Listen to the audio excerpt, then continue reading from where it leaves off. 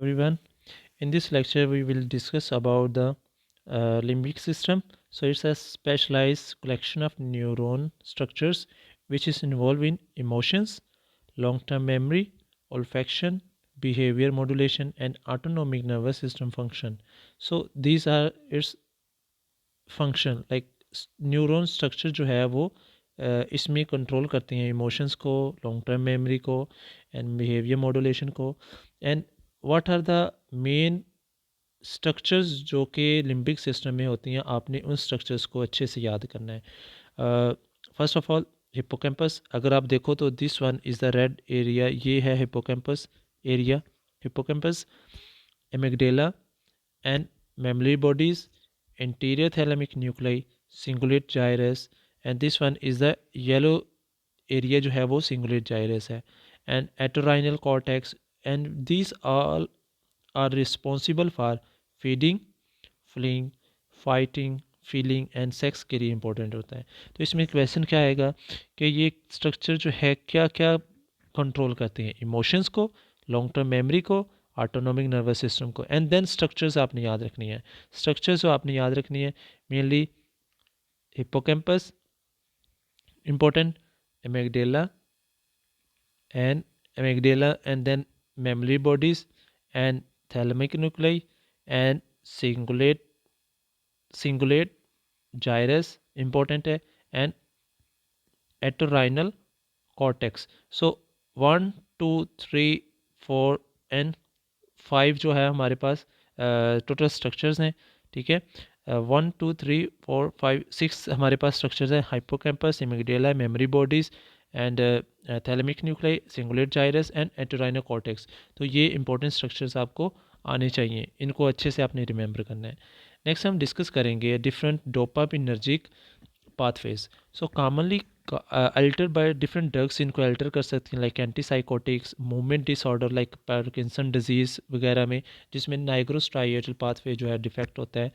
And mesocortical and mesolimbic pathway are involve in addiction behaviour. So ये बहुत important है कि जो मीजोकॉर्टिकल एंड मीजोलिम्बिक पाथवे है वो किसी भी चीज़ की एडिक्शन बिहेवियर में होती है. लाइक क्योंकि हमें पता है जब भी किसी चीज़ की हमें कोई एडिक्शन होती है तो there will be a high level of dopamine in our brain. So these most commonly these mesolimbic and mesocortical pathway जो है उसमें इन्वॉल्व होते हैं. Next, first of all mesocortical अगर हम देखें, this projection from ventral tegmentum area to the prefrontal cortex.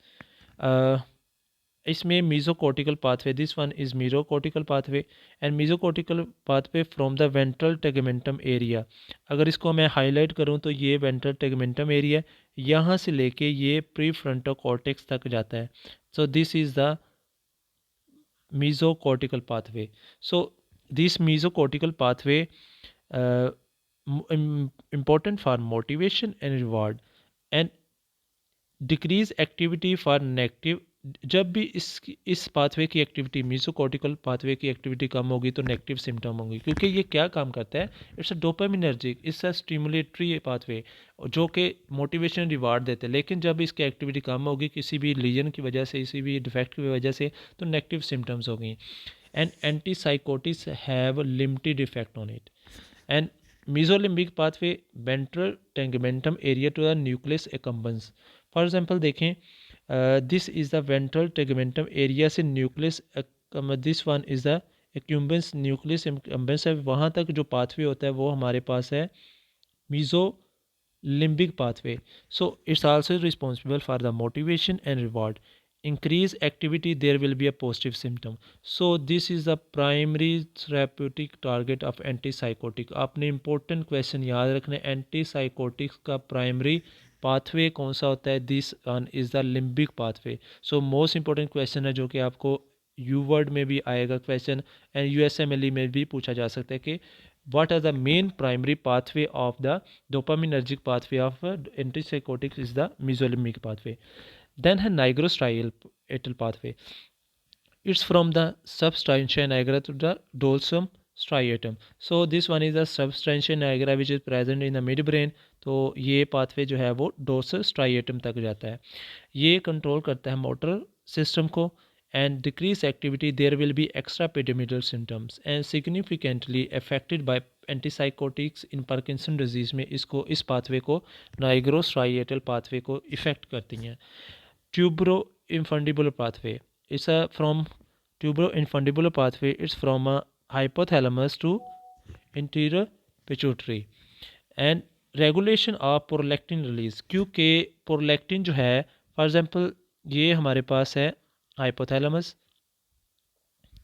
And this one is anterior pituitary. So hypothalamus जो है वो डोपामीन रिलीज़ करता है। डोपामीन जो है वो एज अ इनहिबिटरी हार्मोन होता है प्रोलैक्टिन हार्मोन के ऊपर। सो व्हेन रेगुलेट क्या करता है ये प्रोलैक्टिन को, when there is decreased activity of this pathway, this infundibular pathway, so any lesion which decrease the activity of this pathway, there will be no effect of dopamine on the prolactin, so prolactin activity ज़्यादा हो जाएगी और जिसकी वजह से galactorrhoea amenorrhoea in females और decrease libido in male, ठीक है, तो ये सिम्टम्स हो सकती हैं and significantly affected by antipsychotics. So these are the different pathways, आपने याद रखने हैं mesolimbic pathway, mesocortical pathway, mesolimbic pathway जो कि मोस्ट इंपॉर्टेंटली प्राइमरी साइट है एंटीसाइकोटिक्स के लिए। नाइग्रोस्ट्रिएटल पाथवे में जो है वो याद रखना आपने पार्किंसन डिजीज़ में इसमें इफ़ेक्ट होता है। ट्यूबरो इनफिंडल पाथवे अगर प्रॉब्लम हो जाए तो इंक्रीज प्रोलैक्टिन कर देगा। So these are the important points जो कि एग्ज़ाम में पूछे जा सकते हैं।